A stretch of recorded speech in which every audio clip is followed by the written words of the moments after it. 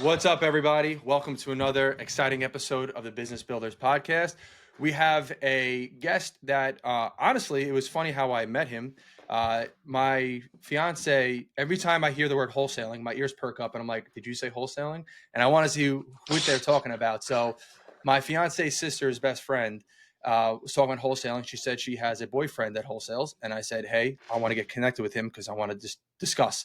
And turns out that this guy actually is a legit wholesaler, has a big business, does some deals, and I'll let him share the rest of his story. So, Joe Potenza, welcome to the podcast. Yeah, thank you for having me. It is a funny connection, and to clarify, I'm her only boyfriend. She doesn't have other boyfriends that aren't wholesalers.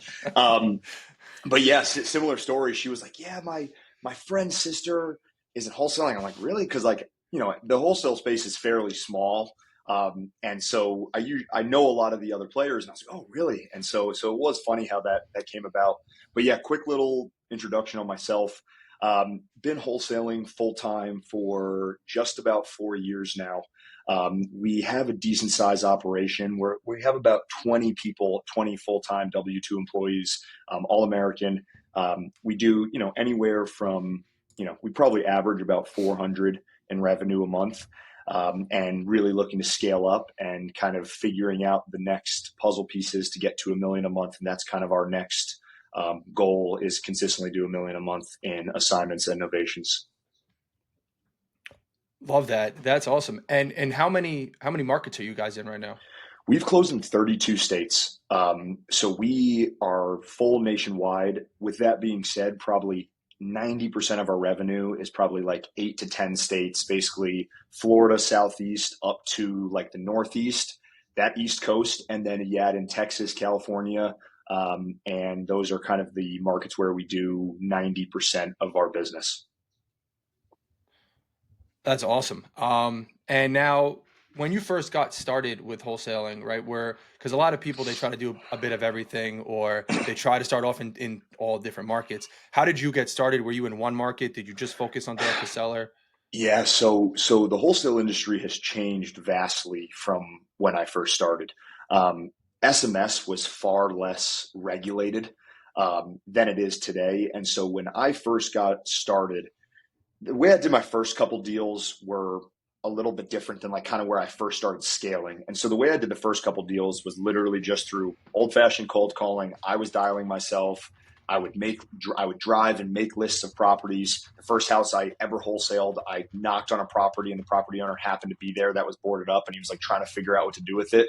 And that was the first deal I was ever able to move in Fairfield, Connecticut. When we really started scaling and doing more than just like a deal here and there, and started building systems and really making it a business, like, I mean, you know this. What you see in the wholesale space is it's incredibly low barrier to entry, and so there's 9 million wholesalers, and there's like 20 that make over $1 million, and there's like 10 who do big numbers, right? Those numbers probably are wrong, but it's a very small subset of the people who make all of the money, and those are the people who Mhm. really build consistent and sustainable systems and processes. Because if you're trying to move, you know, if we're going to do, let's say we do 25 transactions in a month or 20 transactions a month, it's impossible to do solo.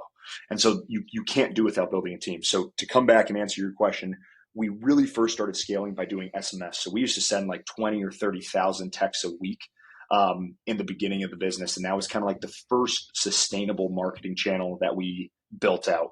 We have since pivoted. I do zero outbound marketing now.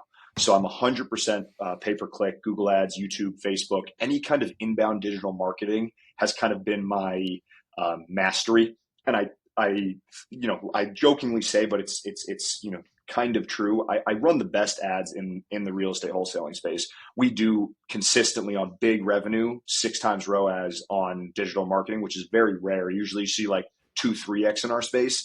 And so that's kind of where I've niched down into. That is like my specialty, is the ad side of the wholesale business. How'd you get into like starting to do the ad side? And are you using like an agency, or you do your own? No, I run all our own. So we'll do, last year we were averaging, 400 on the top line. We want to try and do 8 million in assignments and novations this year. We'll see if we hit it, even if we get to the low end of 5 or 6. Like, the goal is to be at a million a month in the next 24 months. And so ideally I'm shooting for 18. But to come back to your question, we were doing so many text messages, and then TCPA really started cracking down and making SMS a lot harder. It also got super saturated. And so there's an interesting concept just in business, but it applies to wholesaling. The lower barrier to entry something is, it's going to be also the cheapest, but the hardest to scale. And so there's an inverse relationship between cost and scalability. As we were trying to grow, it became really hard to scale it became really hard to scale SMS. And so then we had to find another marketing channel, which was Google Ads. And so we started transitioning the business. The way I got into that, I probably took 5 or 6 different courses. And then over the span of 6 months, the business was doing very well. And so for 6 months to a year, I was just testing all different things in Google. I probably spent a few $100,000 just blowing money, fucking around, messing shit up in the ad account, but slowly started seeing what worked, slowly started better understanding the system, and then really kind of got good with the ad side, which really helped fuel our business growth and allowed us to scale. And so connecting that back to what I was saying with the correlation between scalability and cost of marketing. So PPC is a notoriously expensive form of marketing, but it's also the easiest to scale. I can bring in 2 new sales guys and overnight turn up my ad account and have the exact amount of leads they need to have, right? It's very hard to do that with outbound marketing channels, which is why I like inbound channels such as, digital marketing, where it's very easy for me to adjust budgets. So you are still running the old way SMS while you are transitioning into marketing. Yes, this was years ago, but I've given this advice to a lot of kind of wholesalers building up their business. Whenever there's something new, don't just go all in on it. Bridge the gap, right? If something's working and then you're like, well, this could get me higher ROAS, don't just fucking turn it off. I see that all the time. People are I'm going to go all into PPC. I'm like, just wait. Why not run half and half? And so whenever you're making a transition in the business, you want to scale into something and scale out of something. You don't want to make really hard stops unless there's something cataclysmic going on, where some crazy law change which essentially was happening in SMS, right? Mm-hmm. And so we kind of saw the writing on the wall, and a lot of people stayed in SMS, and we were already transitioning out of it by the time it got super regulated, and it was just way more expensive to run. Yeah, and at that point you already broke out, so other people are trying to figure out, what can I do now that SMS is getting regulated, and you're like, shit, I already found the answer and I've been doing it for a couple of months. Totally. And it really comes back to scalability. So we're going to open up a bunch more marketing channels this year, but to me, you just need to find a system that is easy to scale. And what I see often in real estate and in wholesale businesses is most times in most people's business, the first constraint they experience is lead flow, right?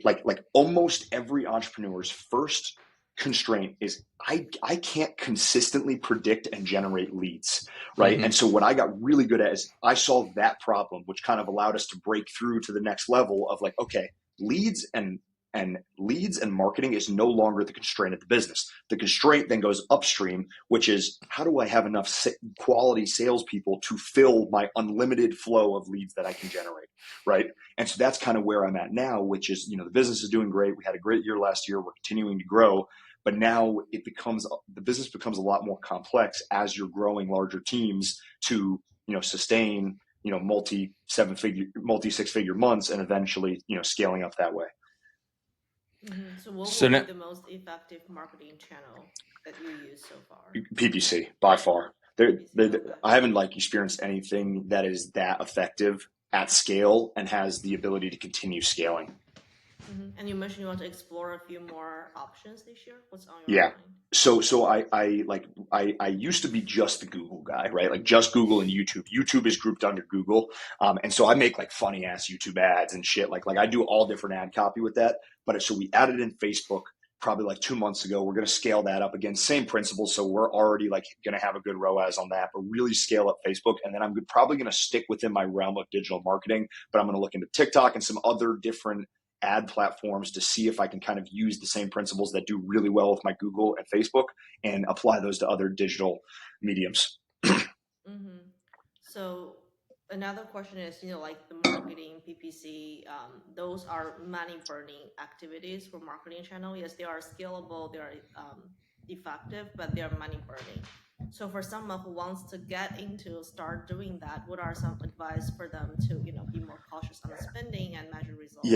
Yeah. So a few things.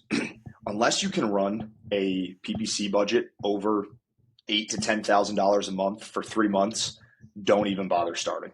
Like I see people try and get in with digital marketing and they'll run 3 to 4K budgets a month. And what happens is you're not giving the system enough data to begin with. And so you're just setting your money on fire because you're going to stop running in 2-3 months. And so what I usually tell people, the basic formula for this business, and I've always been someone, I don't run anything on credit cards. I put shit on credit cards, but I don't like use credit when I don't have cash, right? Like my credit cards are paid off every week. Like I never, people in the space will be like, oh, go get some business credit and then run 40K of ads on it and hopefully you get a deal. That is a fucking horrible idea. Like anyone who listens to this, please do not do that. Like that is the quickest way to get yourself into a really scary hole that you don't want to be in. Yeah, and I bet you those people are selling credit courses too. So there's a reason why they're saying I can fix your credit and I can get you 50K of fucking business funding. That dude's a moron and just trying to sell you his course. I'm sorry for whoever sees this if you're a nice guy, but no person who doesn't have business acumen and doesn't have the skills should ever do that. Like here's the thing. It also, I don't think people understand when you try and build a business that way, you end up making poor decisions because you have stress that shouldn't be there. Right? Mm-hmm. When you're putting money on a credit card and all of a sudden a deal, as we know, like let's say a deal delays or a deal cancels, you then have to make decisions in your business that are not healthy. And so I think the difference between like how we've been able to scale up and sustainably scale and, consistently do high profit margins, we run at a 40-50% profit margin. So there's a ton of net free cash flow in our business. But I think the reason we're able to do that is we sit on so much cash all of the time. And so I'm going to connect this back to how to get started, but I know I'm going on a tangent here, but it's an important concept. Like you need to have 6 months. You need to be able to run your business without one deal for 6 months, paying all of your salary, all of your marketing for 6 months. And then the business is completely healthy, right? If you like, let's say you run at 50, let's say you run at 100K a month, right? That means you need 600 grand in an account that is not touched. And people be like, you don't get a good return. My return on my business has grown at like 100% every single year with huge free cash flow levels. That is the return I care about, not trying to get 8% in the stock market, So coming back, what I tell people, if you want to get started, you follow this exact strategy and it's impossible to like go bankrupt or lose. It's going to be really hard, but it's impossible to lose. I would drive my local market and I would make a list of 100 vacant houses. People are like, well, that's going to take so fucking long. Okay. If you're going to complain about it, just move on. Like this advice is not for you. If you're going to bitch about that, you go make a list of 100 properties, right? I don't care if it takes you 4 weeks. Like you drive your entire neighborhood, every single street, you map it out and you make lists of things that look deteriorated, right? Look for overgrown grass, look for boarded up windows, look for things that are in disrepair. You make that list. You then have 100 property list. And once you have the total list, then you move on to calling, right? You're going to skip trace every single number of those addresses and you're going to call every single number, text call, you're going to get a hold of these people. This is a ridiculously targeted approach to wholesaling, right? Like the reason people don't do this is that's impossible to scale, but it's really easy to do your first deal. When I say really easy, it's very simple to do your first deal. People often conflate simple and easy, right? Like some of the simplest things in life are actually incredibly hard. So it's very simple. It's going to take a ton of work. You then get your first deal. That first deal should be a 15, 20 pop, right? You're going to do this method until you have like 30, 40 grand cash in the bank, right? You have no expense when you're running the business this way. Like every deal you close, you get 100% of it. You have like your prop stream cost, which is like $100 a month. Like you're fine. And then once you have like 20 to 30K, then I would look to getting into PPC and I would just work through an ad agency unless you're going to become like a fucking expert on the ad side, right? Like unless you're like, I see often people try to do the ads and then they're competing with someone like me who's running massive budgets and loves it and like writes new ad copy every single Saturday and like really obsesses over the ads. Unless you're going to become obsessive with it, I would hire someone really high quality to run your ads, but only once you have enough budget to get the account off the ground. And that's how I would kind of first scale the business. Yeah, and it's funny too because I hear a lot of people like, "Oh, inbound is better. I might get into PPC." I'm like, "How many deals have you closed?" They're like, "None." I'm like, "Do you know how to take a lead from cold to close?" They're like, "No." I'm like, "So when you get a lead, what are you going to do? You're going to fumble the bag anyway. You're just going to waste money to learn." Totally. And that is an incredible point, and why the system I just said works so well, because you're going to make so many cold calls. You're going to get a lot of your kinks out of your system of you just being bad. Here's the thing. If you're paying $200 for a lead, right? At scale, that's pretty expensive. And so, like John said, if you're not good yet, you don't want to learn how to be a good wholesaler on PPC. You need to you use PPC once you're a good wholesaler to scale. Mm-hmm. Because otherwise you're going to go bankrupt. If you try and fucking learn how to read a script using PPC, you will be broke so unbelievably fast. And you're going to have desperation breath on the whole call because you need this deal to work. Totally. So for someone who is getting into this, like, how are they competing with a good marketing company like you guys? Like, what would be the niche for them? Let's say if all the homeowners are seeing your ads everywhere, like, why would they reach out to someone smaller? Sure. So there's two questions there, and they're different answers. The first is, the reason you hire someone really good is so you can compete with someone like me. Because if you try and run ads right off the rip with a low budget, you're just like, all business is a compilation of different skills, right? Running ads is no different. Running ads is just the skill of being a really good digital marketer. If you just start, you're not going to be good. And so the way you do that is you just hire someone really good to run their ads. If people want to hit me up on Instagram, I'll tell you who the best ad agencies are in the space and point you in the right direction there, because there's different agencies for kind of what level you're at, right? Like, yeah, but we won't go into that exactly. But if people want to hit me up, I'm happy to like point them in the right direction of exact ad agencies they should be at based on their size. Mm-hmm. So what are some things you're looking out for when you're, let's say, interviewing an agency? Just referrals. You need to find someone, like, just hit me up. I'll just give you the best ones. Like there's a few in the space who do well, especially for small people. I'm like in the process of kind of starting like a very like micro agency, but only for people doing over $1 million a year. So I couldn't run someone's new ads. Again, we'll get into that later. That's some more on the data side. That's just so I have continuously have the best ads.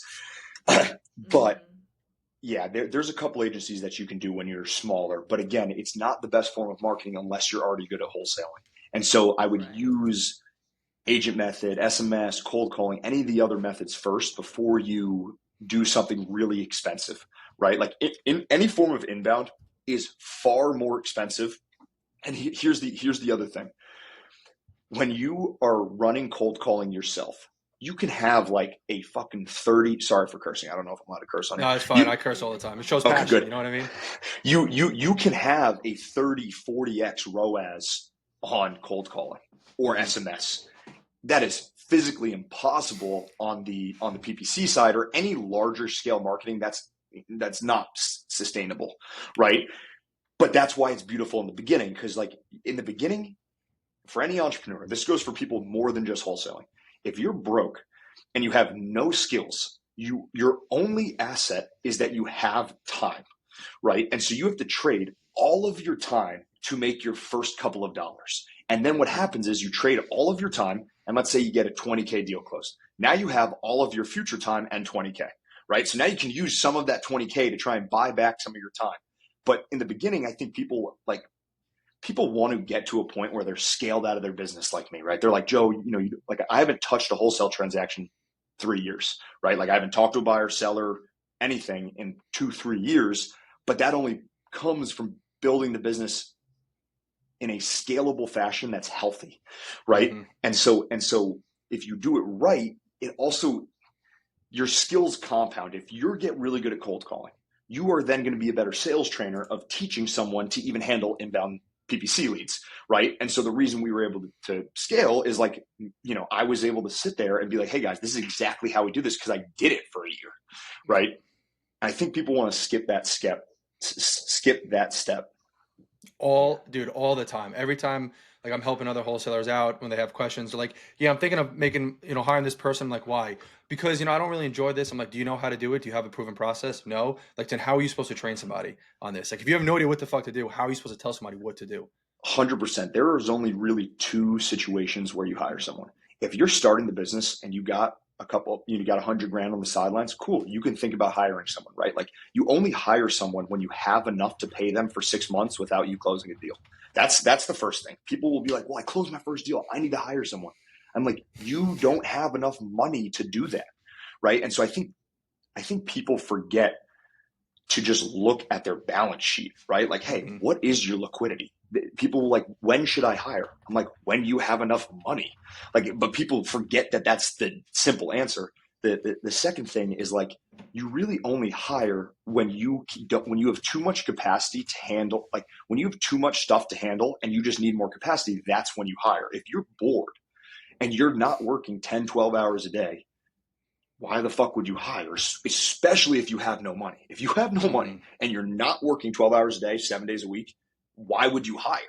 Like, you don't have any money to hire, and you still have all the time to go work yourself.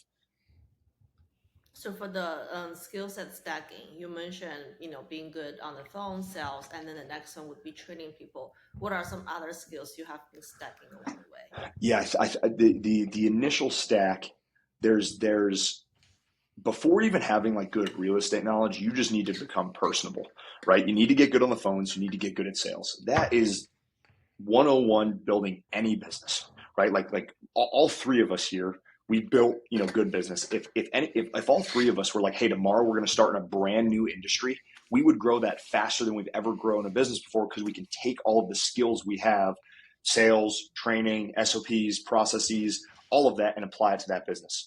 And so, to come back to your question, you got to learn sales.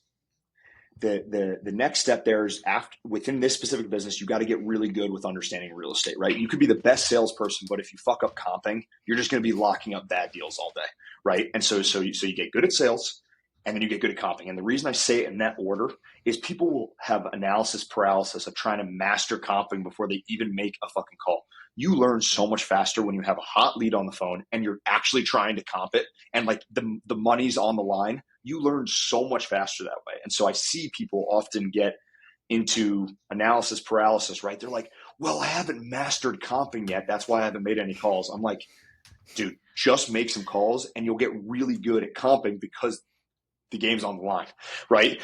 And so those are the first two skills. If you learn those two skills, you can easily make 100, 200, 300 grand within this business model by yourself, right? Which is like the first evolution of what the business looks like. And then to scale from, let's say you're doing 10 to 30K a month consistently, that is a solopreneur's operation, right? You're running the acquisitions, you're running the dispositions, you're running the transactions. The next level skill you need to obtain, there's kind of two avenues to go here.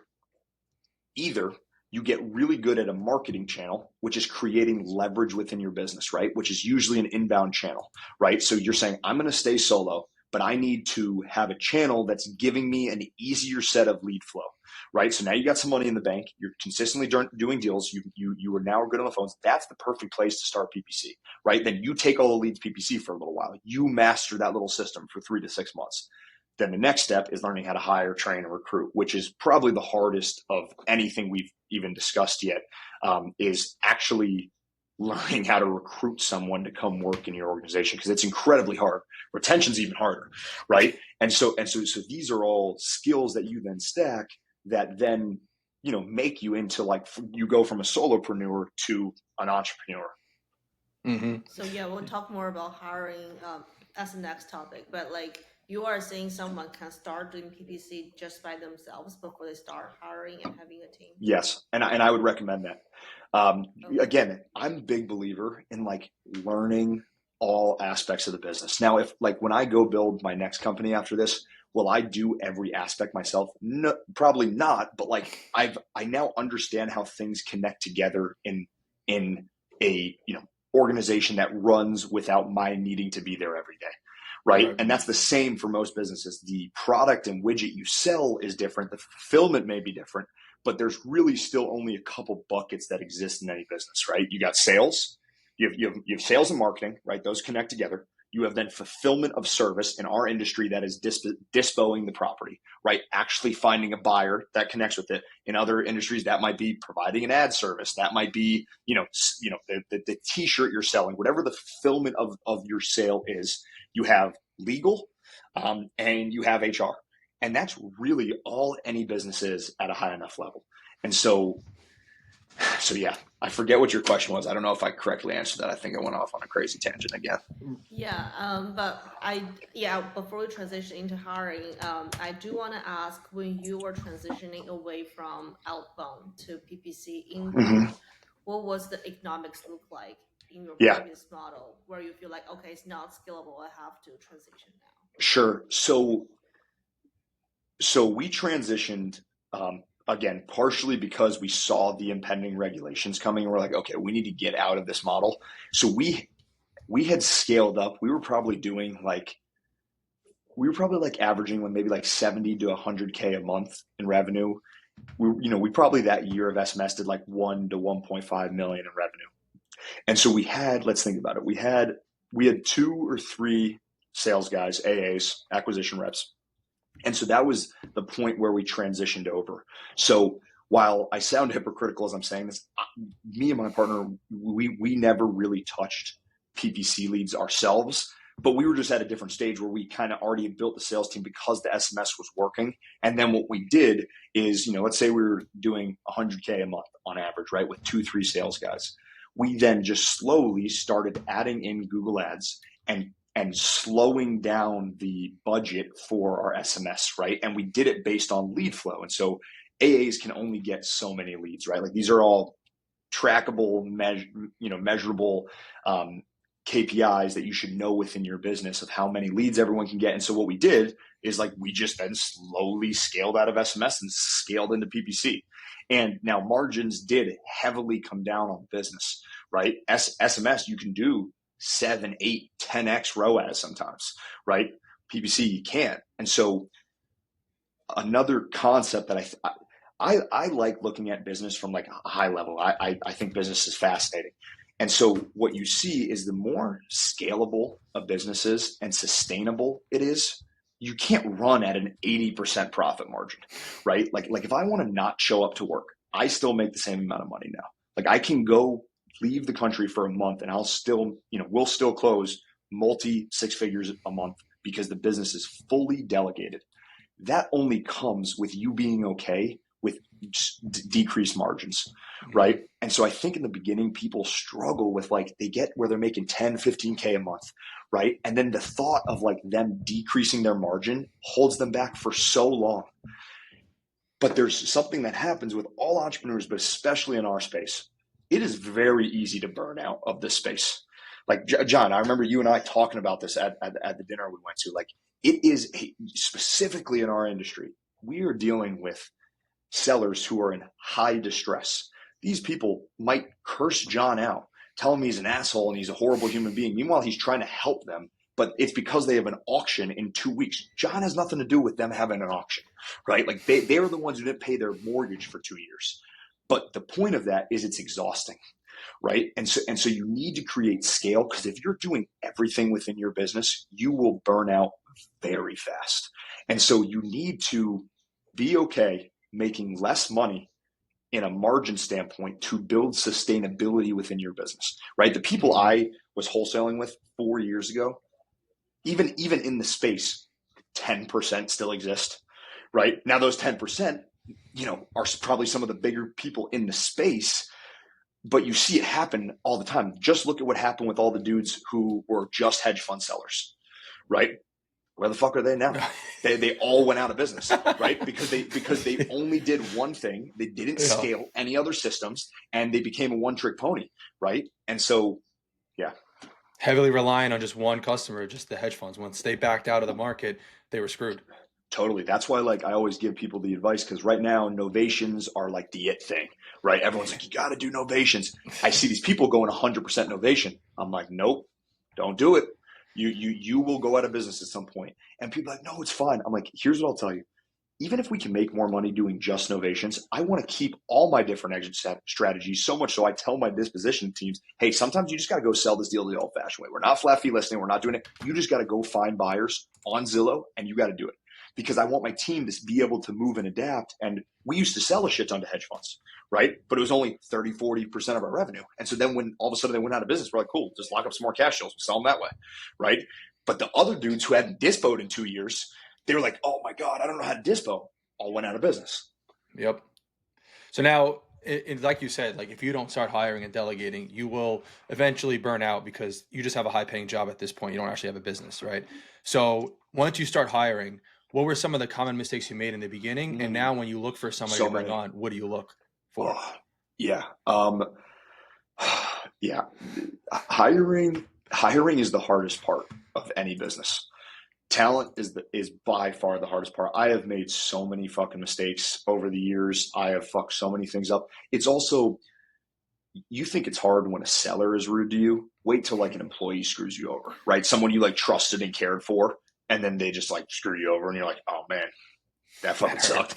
Yeah. Like we're emotional beings, right? And so yeah, I think the couple big things with hiring is not to rush it. And I've made the mistake before where I've wanted to get too big too quickly, right? And I've rushed hiring, and I have compromised, probably if I had all the time in the world, I've compromised the standards I wanted, right, to fill seats. So the first advice, which is cliche, is just don't rush it, right? Mm-hmm. The second thing is trust your gut. There's been so many times where I've had like a fleeting red flag thought, in my stomach or in my heart, where I'm like, something just is off. And I'm like, well, it's going to be fine. It's never fine. If you feel even slightly off, don't proceed, right? Like I'm saying, even unless you're like so confident, don't move forward. And so that's one big thing I've been working on with my business as we're kind of taking this next step to, go from, 7-figure revenue business to an 8-figure revenue business, is like really prioritizing our hiring process and like bringing in only people who really want to be here. The other thing I'll say with hiring, and I set really good expectations of what the role is and try and discourage them from the job, right? I literally, now our directors do this, but I used to always say to people, hey, if you want an easy sales job, do not work here, right? And I just pause and just see how they react. Some people be like, well, what do you mean? Some people are like, okay. And I'll be like, look, if you want a career in real estate and you want to be a part of a growing company, there's no better place than here. But if you want a fucking easy sales job, go work in software, right? Go work remote in software, because this is not what it's going to be. But if you want to learn real estate and you want that environment, then this is the best. And so I try and, like, I used to, very early on, I was so like, I wanted everyone to say yes. But at the end of the day, you want them to understand what it's going to be like and really want to be there, because that will help reduce future churn within the business. Oh, That's kind of something that I intentionally do now, is because like they are having unrealistic expectation. They think it's gonna be easy walking in the park, or they think it's gonna be sitting there and the money fall on their lap. So now I'm telling them exactly the challenges they might be facing, and the people who were before them were facing, and then see how they react to that. Totally. Yeah. Clear expectations are crucial. It's funny because that concept is something we, I think, do different than a lot of other wholesale companies. We set unbelievable expectations with sellers. And so much so, like our AAs, when they lock up a deal, before they even pass it off, they re-go through everything of exactly what's about to happen, exactly how it works. If we're going to flat fee list the house, we tell them right away, right? Like on the call, hey, just so you know, we're going to be getting on this on the market. Just want to make sure you're okay. Can you give me a verbal confirmation that you're okay with this? And this reduces so many of the problems, because like wholesalers naturally have a bad rap, right? The bad rap oftentimes coming from just like lying about everything. So we just tell the sellers everything, right? And like we also like, do we cancel transactions? 100%. But do we try and do it with as much integrity as possible? 100%. We try and do it as soon as we know we have to cancel, right? We explain to the sellers what has happened. And if we have an agent, if it's an ovation, if it's not going to work, we connect them with the agent. We don't be jerks to people, right? Right. And like, and people are way more responsive when you handle it like that. The other thing with expectations, and I think this would help the industry massively with cancellations. Cancellations are going to happen. Our business is moving ridiculously fast, transacting on things that are $300 to $2 million, right? Like this is not just like, I'm not just selling t-shirts out here, right? Like there's complexity to transactions. And so what we do is we set expectations the whole time that if we're going to cancel, there should have been 3 calls the last couple of weeks with the seller each week, letting them know we're not getting traction, right? Letting them know there is a problem. So that way we're preparing them and they're not blindsided. I see wholesalers a week before closing just cancel with the seller that they've been telling is fine the whole time.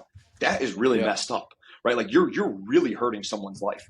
The difference is my company, if we have to cancel, you know it weeks in advance, right? And you're trying to work it, convey it with the seller. Hey, Mr. Seller, we're having a ton of issues finding one of our investor partners for the deal, right? We're still going to work on it, but we just wanted to disclose to you that we're having a lot of issues with this. If it's an ovation and it's sitting on the market, hey, Mr. Seller, just wanted to give you a weekly update here. We have absolutely zero traction. The market has softened. You know, the house is not moving. We could talk about a reduction. We could talk about something here. We don't need to do anything yet. We're going to do everything we can to work it. But I just wanted to set clear expectations with you, right? It is going to significantly reduce your pain. You're still going to have sellers upset at times, but it's going to massively reduce the upset level you have with your customers. Yeah. So you mentioned a few buckets, marketing and sales. Marketing and sales. And you mentioned, I think, legal, HR. What's the fourth one? Customer fulfillment. Fulfillment, which is disposition in our business. Right. So when you are hiring or someone wants to hire and build a team, what will be the sequence of hiring each department? So I'll connect this back to kind of what John said. This is the only time where you then start thinking about what you're really good at, right? Once you're like, holy shit, I am so busy. I'm working 12 hours every single day, 7 days a week. I have no free time and I have more capacity to do more deals, right? Like, hey, the engine's working. I'm making money. It's profiting. You then start asking yourself, what do you have a proclivity towards, right? Are you really naturally a good salesperson? If you're naturally a really good salesperson, the first person you probably want to hire is a transaction person, right? Because likely someone who's really good at sales probably is not that organized on the transaction side. No shot. And so what people do though wrong is they don't ask themselves that question of, hey, where am I an A player, right? And you hire the inverse of where you're an A player. Where are you the worst at is your first hire. So it's different for everyone, right?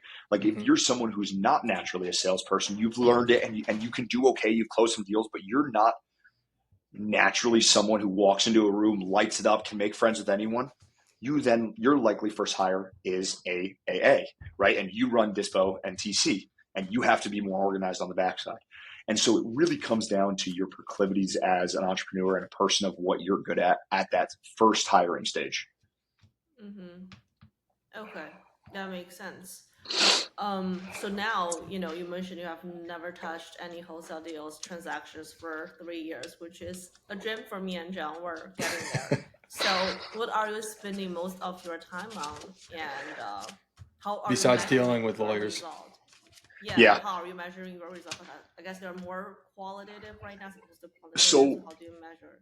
Sure. So it's funny. I just started putting out content. I haven't talked a lot about this yet, but I wanted to start talking more about it. It's a very interesting stage that I have gotten to.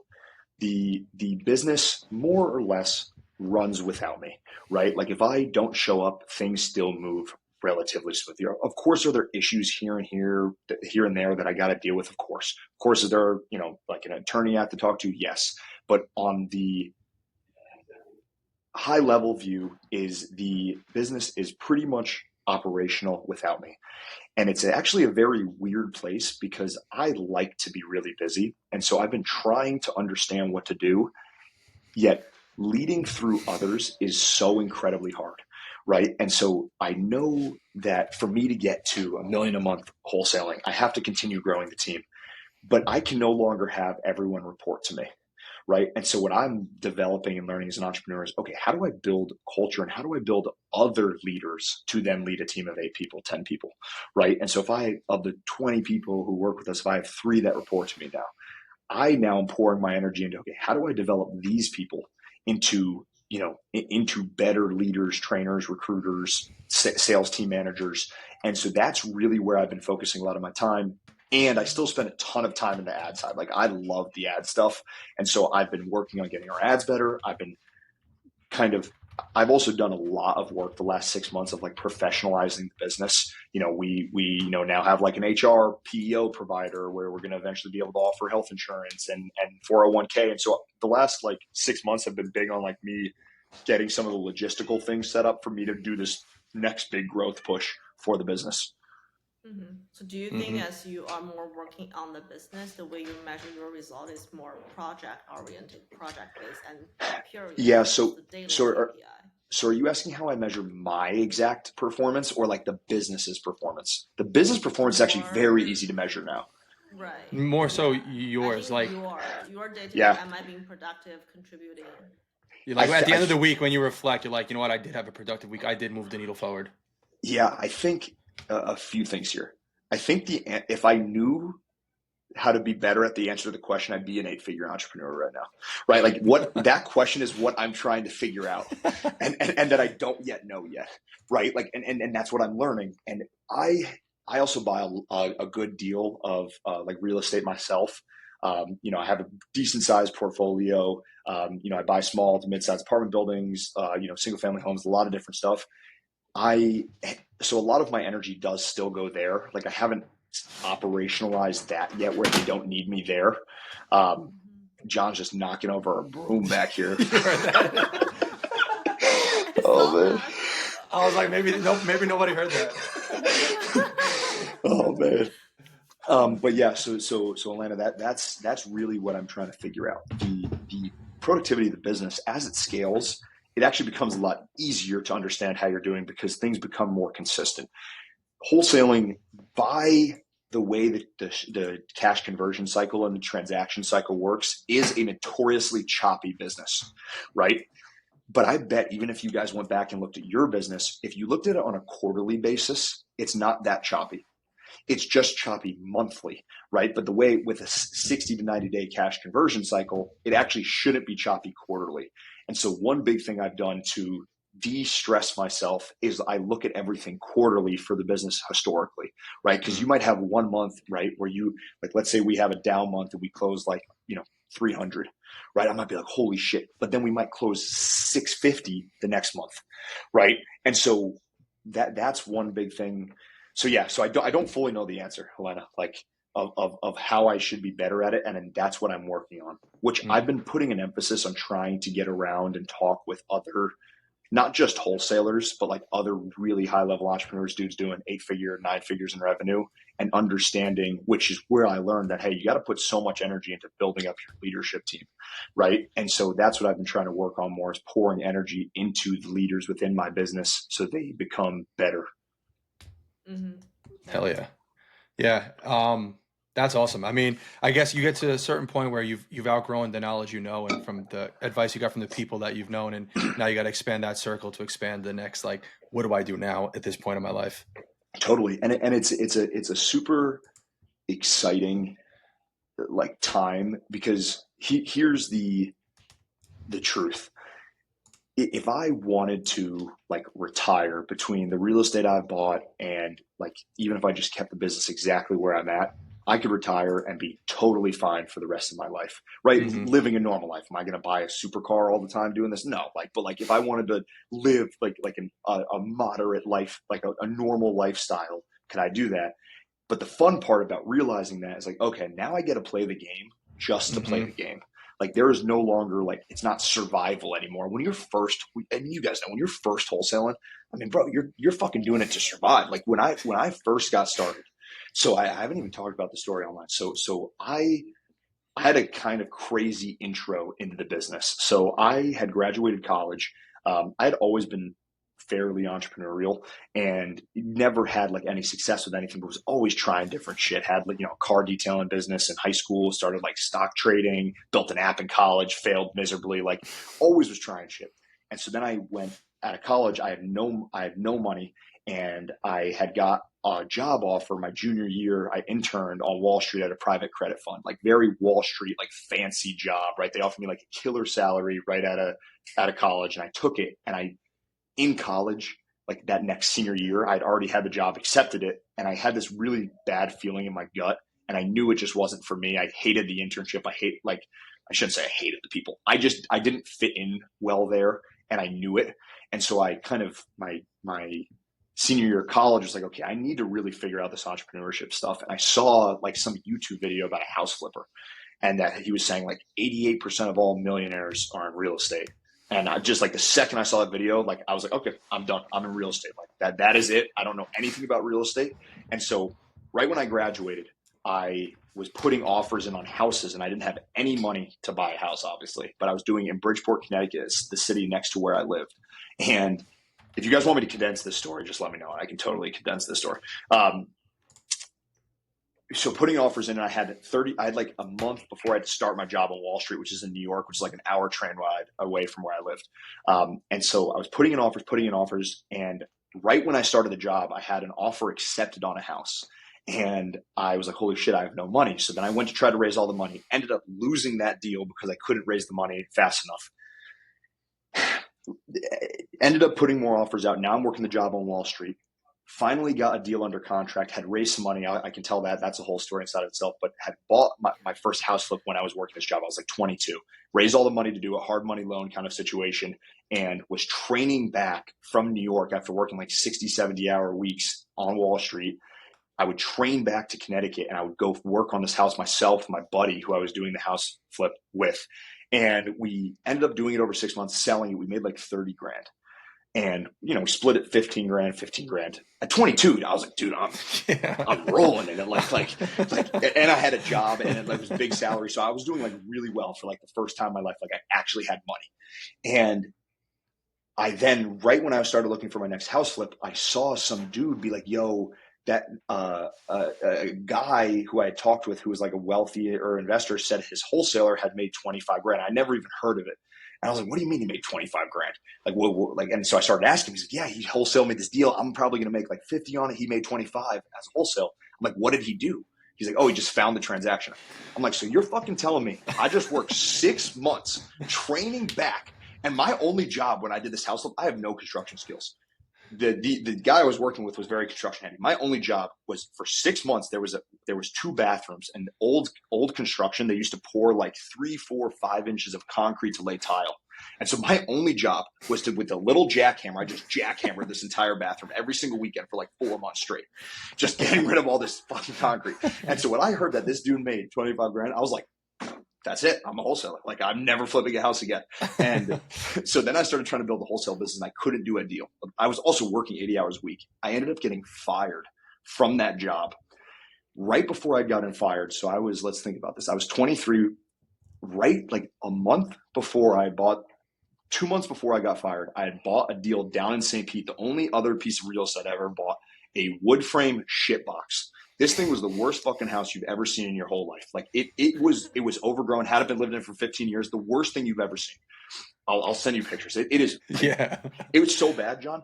A man with dementia had lived there 10 years ago, and he was a carpenter, and he built scary trap doors. He built bunk beds through a roof. Shit. Nuts. So I bought that. And so I was like, okay, I'm going to use the money I'm making from my job to pay for the renovation of this house. I thought it was like, this was like a $200,000 renovation. Like we repoured foundation. It was a nightmare. Jesus. As this starts happening, I didn't have enough money for permits. So I was doing the work on the weekends, hoping I just wouldn't get caught completely illegally. right? Just free balling the work, no permits, like reframing a house without permits in like a populated city. Obviously, I got and red St. tag. Pete nonetheless. Too. Yeah, it's St. Pete. And so I got red tag, which is basically the city saying, hey, you're fucking committing a crime. Like, you're not allowed to do this. You're not doing it to code. And so they were fining me $150 a day. Money I didn't have, and I had an outstanding contractor bill of like 20 grand. And all of this all happens in a week, and then I get fired from my job that same week. And so I went from making, 150K on a salary with the only thing that was supporting this project to having a half-built house that was half-framed with a red tag on it, getting charged $150 a day. I tell that story because that's when everything exploded for me in the wholesale business, because you talk about back up against your wall. Bro, I was looking at like bankruptcy. I was like, I'm just going to have to let this house go. Like, I'm going to have to get foreclosed. I'm going to have to, like, the hard money lenders kind of like, I don't know what's going to happen, but like, I can't pay this. I like looked at selling it, and like if I sold it, I was going to be like 60 to 100K underwater, like after the contractor bill and shit. So I was like, I got to fucking make this wholesale thing work. And so in that first like 12 months after that, I think I did like 400K in wholesale assignments by myself, and just made bank and was able to pay off that project. And that was kind of like the start of me wholesaling. That's crazy, dude. I did not know that. Oh, dude, yeah. It was so stressful. Like, but when I say I made that much money, which I don't think people understand, I probably worked 100 hours a week, like for like an entire year straight, just wholesaling. Like I was doing nonstop on the phones, probably. I would nonstop call during call hours, and then I would dispo at night. And people are like, you can't call buyers. I'm like, I don't give a fuck, man. I got no money right now. I'm calling these buyers tonight if I gotta call these buyers tonight.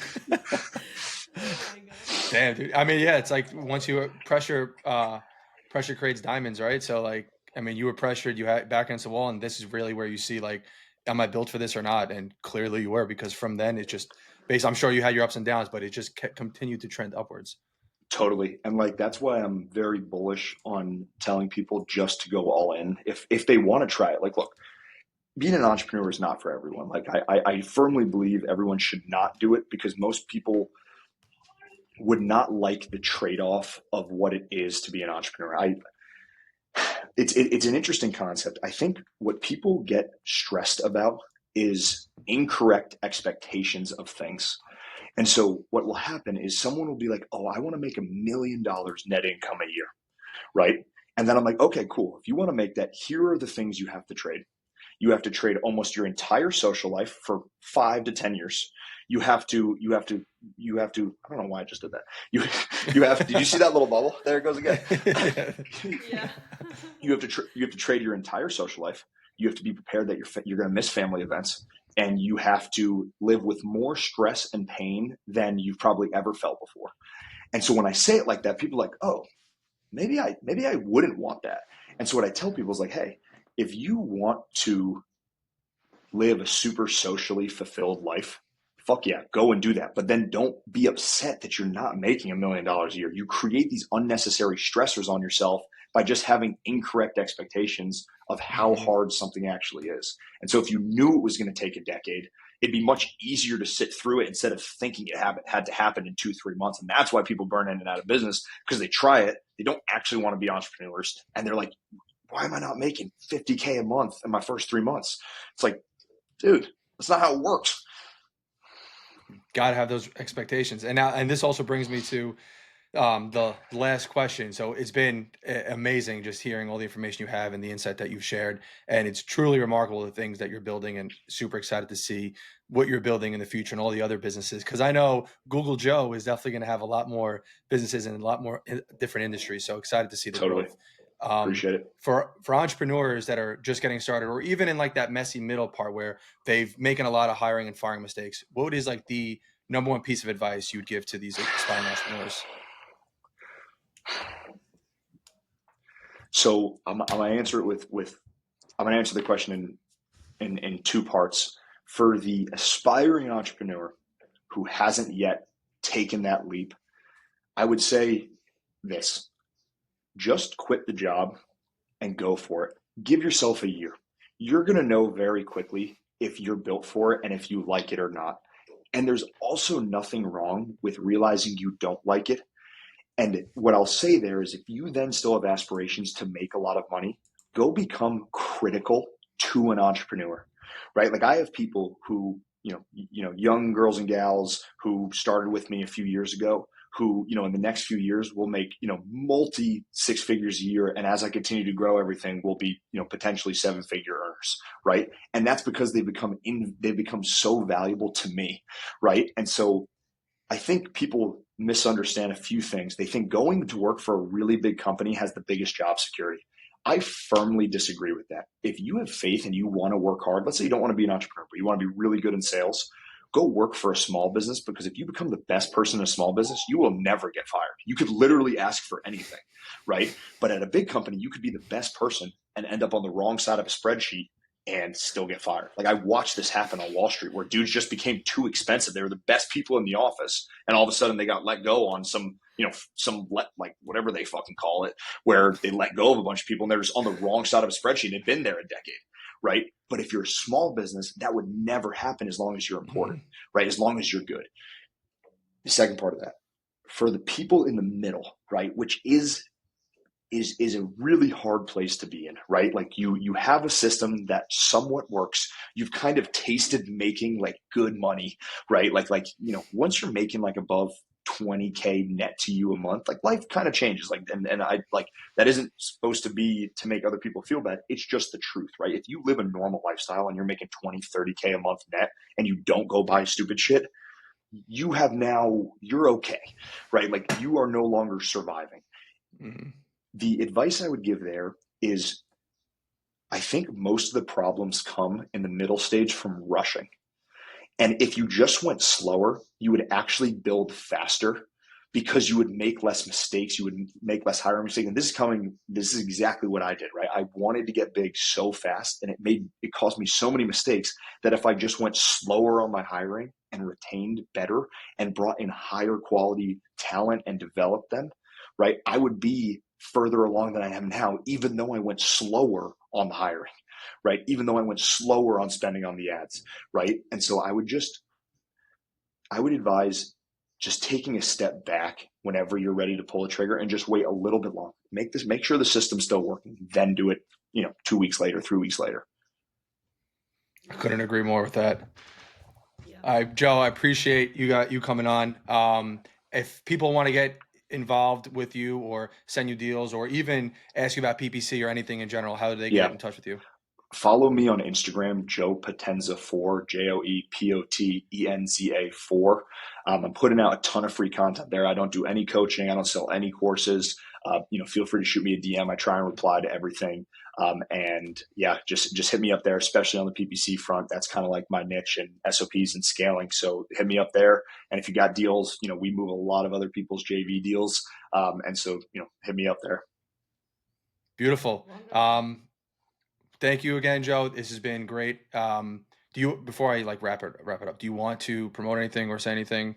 No, okay, I got nothing to sell. I got nothing to sell you guys. Love that. Joe, thanks again. It's been a fantastic conversation, a lot to think about, a lot of insight. And if you guys are just getting started or even in the middle of building it, I highly recommend taking Joe's advice. I mean, I've implemented it myself to start going slower to go quicker, and it's been tremendously impactful in our business. So, Helena, any last words? Smooth as fast. Yeah. Any last words from you, Helena? No, that's all. Thank you, Joe. Appreciate you for sharing with us. And hopefully I'll see you sometime in the building. Yeah, 100%. That's crazy that we live in the same building. I didn't even know that. Yeah, I appreciate you guys. Thank you. Thank you, Joe. Cool. Take care, everyone.